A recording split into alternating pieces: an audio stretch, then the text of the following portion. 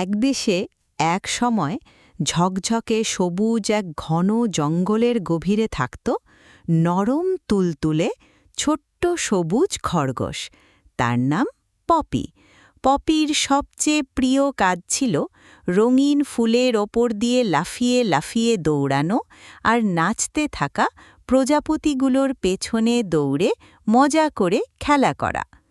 এক রোদেলা সকালে পপি যখন টুকটুক শব্দ করা এক ছোট্ট ঝর্ণার ধারে লাফাতে লাফাতে ঘুরছিল, ঠিক তখনই তার দেখা হল একটা ছোট্ট ঝকঝকে গোলাপি পরীর সঙ্গে।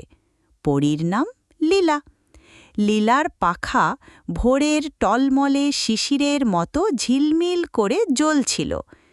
লীলা খিলখিল করে হেসে পপিকে একটা খুবই বিশেষ উপহার দিল, একটা জাদুর পাতা। এটা কিন্তু সাধারণ কোনো পাতা ছিল না।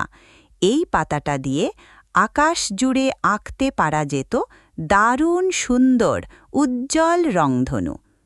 পপি আর লীলা দুজনেই আনন্দে চুপচাপ থাকতে পারল না। তারা লাফিয়ে লাফিয়ে নাচতে লাগল, ঠিক তাদের বানানো সেই অপূর্ব রংধনুর নিচে দাঁড়িয়ে দাঁড়িয়ে তারা একসঙ্গে খুশির গান গাইতে লাগল।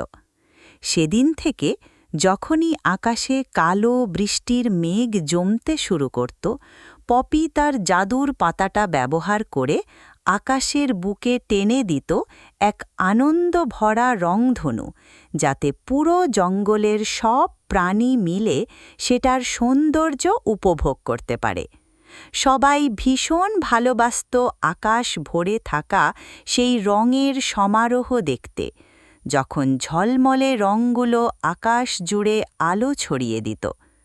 বন্ধুরা, তোমরা যদি এই গল্পটা ভালোবেসে থাকো, তাহলে আমাদের ইউটিউব চ্যানেলটা সাবস্ক্রাইব করতে আর ফেসবুকে ফলো করতে ভুলো না। আরও অনেক জাদুকরী অ্যাডভেঞ্চারের গল্প তোমাদের জন্য অপেক্ষা করছে। দেখার জন্য ধন্যবাদ।